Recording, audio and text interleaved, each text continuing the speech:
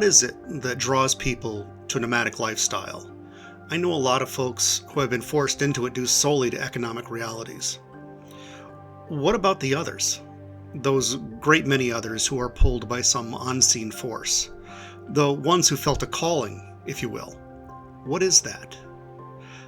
That's what I would like to discuss with you today. If you're a nomad, or like me, you were a nomad at least briefly, even if you don't watch this whole video, I'd love it if you'd leave a comment on what propelled you into the lifestyle. Thank you. Have you ever looked at an empty road and felt something you couldn't quite explain? Not dissatisfaction, not crisis, just movement, a quiet restlessness, the kind that shows up when you're sitting still for too long, the kind that appears when the horizon stretches out in front of you. Some people are pushed into van life by an ever-worsening economy and the harsh reality that is, the dream is a lie. Rising rent, stagnant wages, a system that no longer works the way it used to. But others are pulled, and the pull is harder to explain. This video isn't about affordability, it's about longing. We're told stability is the goal. Finish school, build a career, buy a house, stay put, climb carefully, retire safely. There is nothing wrong with this path. It has built families, communities, entire civilizations. But for some of us, something tightens. Not because we're ungrateful, not because we lack comfort, but because stability can sometimes feel like narrowing, as if the walls are closing in on us. The routines harden. The streets become too familiar. The possibilities begin to shrink. And somewhere inside, a quiet voice asks, "Is this all? This can't be it, can it?" For most of human history, we did not live this way. For tens of thousands of years, we moved. We followed seasons. We followed animals. We followed water. Settled civilization is relatively new. Movement is ancient. Maybe that matters more than we admit. In 1903, The Call of the Wild by Jack London told a story of a domesticated dog who feels an irresistible pull back toward the wild. It's not just a survival story. It's about instinct. It's about atavism, the tendency to revert to something ancestral. About something buried beneath comfort.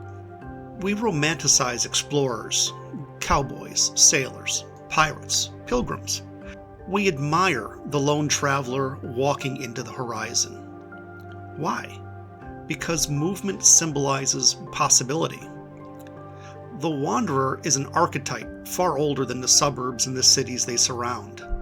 And when we see an open highway disappearing into the distance, something ancient inside us recognizes it. Modern life is efficient.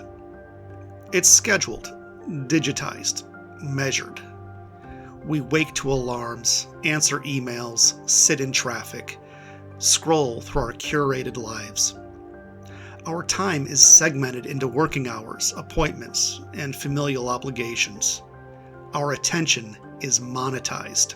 And slowly we begin to feel guided rather than self-directed. Nomadic life, whether in a van, an RV, or simply through travel, represents something powerful. Choice. You choose where you wake up. You choose how long you stay. You choose the view outside your window. That level of autonomy does something to the nervous system. When you control your environment, even in small ways, something inside you relaxes. It's not about escaping responsibility. It's about reclaiming authorship. In one place long enough, identity solidifies. You become the role, the job title, the neighbor, the reliable one, the one who never left. Over time, these identities stop being choices. They become expectations. But movement disrupts that. On the road, no one knows who you are. You're not your resume. You're not your reputation. You are not the story others tell about you.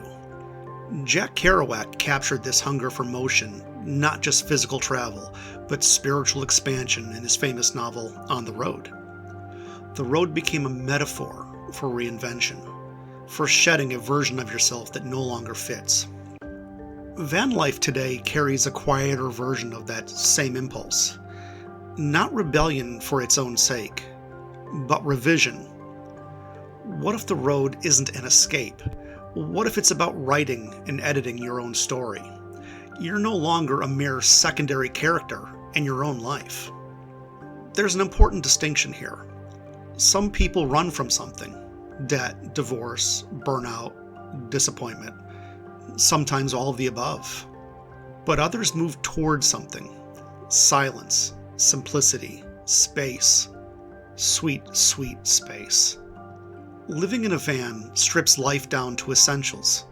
Water matters. Weather matters. Where you park matters. You cannot outsource reality.